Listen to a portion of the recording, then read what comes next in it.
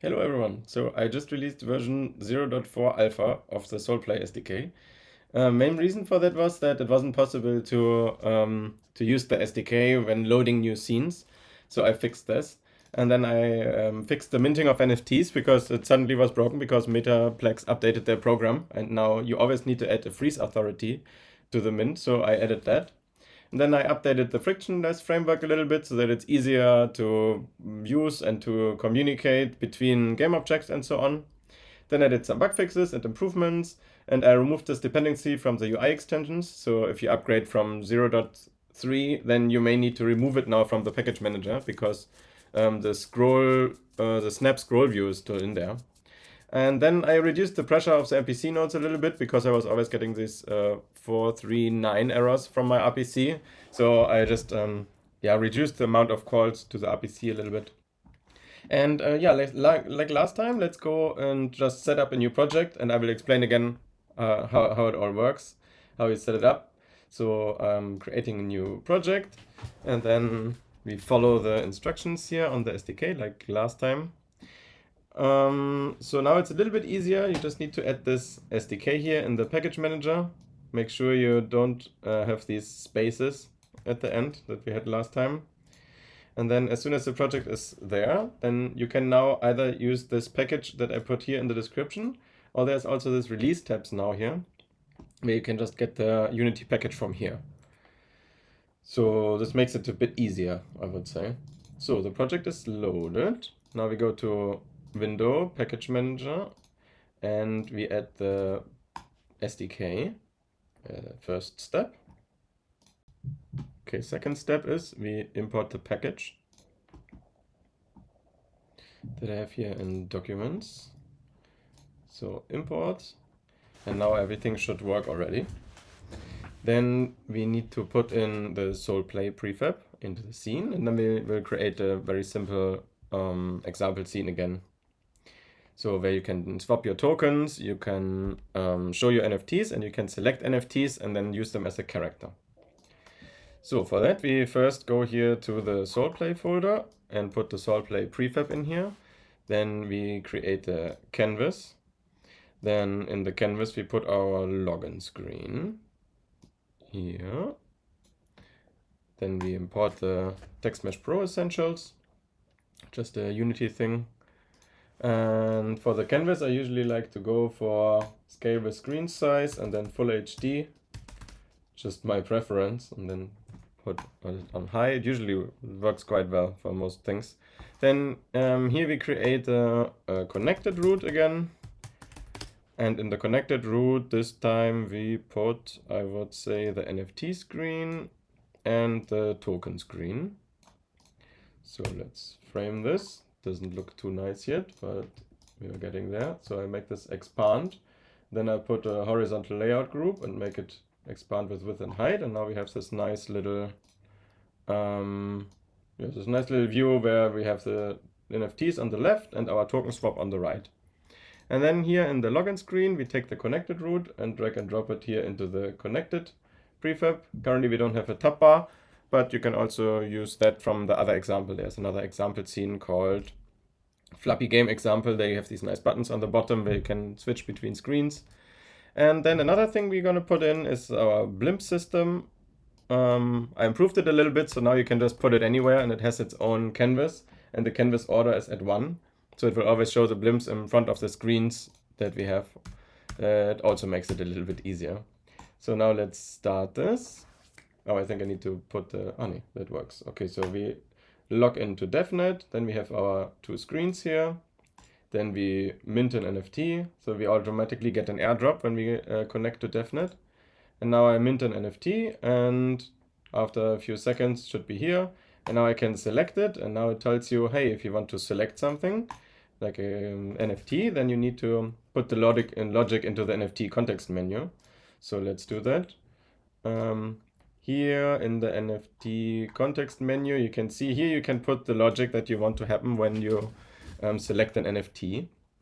And for example, you can load a scene. I would recommend you to do it like over the SolPlay instance, because it does a few things that you might otherwise forget, like it resets the messages and the service factory If you're not using the message router, it doesn't matter, but if you do, it's better if you use this, this function to reload the game or like start a new scene.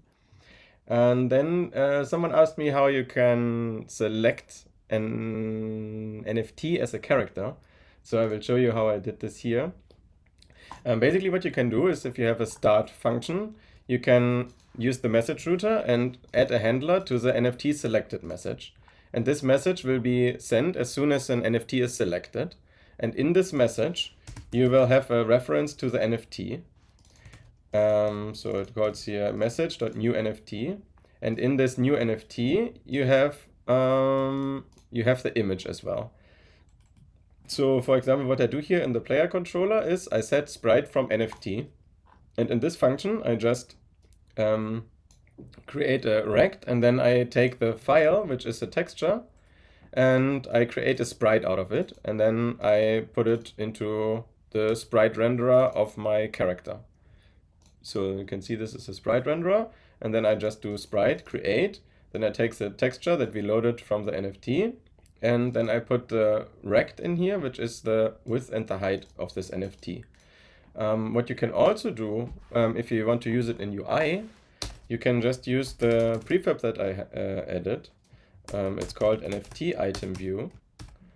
And this NFT item view, you need to put it into your UI and then assign it. And then you can very easily just do NFT item view from set data, and then you put in the NFT. And then you have also a click function here, where you can then do something. Like, for example, debug.log. And then you can say selected NFT metaplex data data dot name clicked, for example. Yeah, I hope this helps a little bit so that you now know how to use these NFTs. But basically everything that you can assign a texture to, you can use the NFT. So you could also have a 3D model and use your NFT as a face, for example. So that should be also quite easy to do. So now we want to put this into, export it to WebGL again. So we switch the platform to WebGL. So we just do build and run. Then we create a new folder again, call it build and WebGL, and then we put it in there. And now I wait for it to compile. So that compiled. And now I can log in here with Phantom. It's called example. And now here on the right, I can do my token swaps. And on the left, I can, I will have a list of all my NFTs. So yeah, that is nice already. You see here that I didn't replace these icons, that I should probably. But beside that, yeah, everything is working. But you can see that it's pretty slow. And sometimes if here in the console on the right, you get an error like a 439 or something, then it means that you're doing too many calls to your RPC. And then you can, for example, get a RPC node from Quicknode. I put a link in the description. It's a referral code. So if you sign up over that code, I will also get some money for it, maybe. But then you just go into Quicknode, you log in, then you create an endpoint, you pick Solana, and then you copy the address from your endpoint, and then you go into your project, into the SolPlay prefab, and here under wallet holder service, you go to custom, and here you paste in your RPC URL. And then the whole performance will be much nicer than when you just use the public RPC node from Solana. But yeah, as you can see, they are still loading. It takes a while, but we can like, we can't do a swap currently because we didn't add the pop-up that we need for that. So to perform the token swaps, we also need the token swap pop-up. So I will add this here, and then I compile again, and then we will also be able to swap tokens. So Tomukos asked me how you can transfer tokens in Solana. So I added another button here, transfer 1 USDC. And yeah, as you can see, you can send USDC here. And I'll quickly show you that in the code, because it's very easy. You can just look in the token screen how it's done. So it's pretty big enough. So if you want to transfer a token, you just can use the transaction service, transfer token to pub key, and then you put the destination key in, so where you want to send it, and then the mint of the token, in this case USDC, and then the amount of the token. And the amount depends on the decimals of the token. So USDC, for example, has 6 decimals.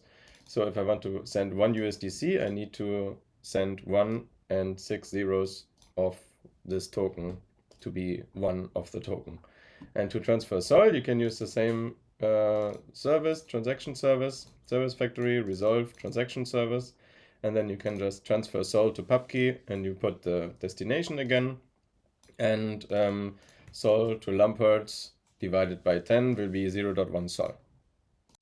And if you're interested, in one of the next videos I can explain you how you can set up your own pools for Orca and how you can swap. So here you can just say 0.01 USDC for 0.111 Orca, and you swap, you see the confirmation, and then it will be done, and afterwards it updates the token amounts. Yeah, please don't forget to subscribe to the channel so that you get always the newest updates of the new versions. And see you next time.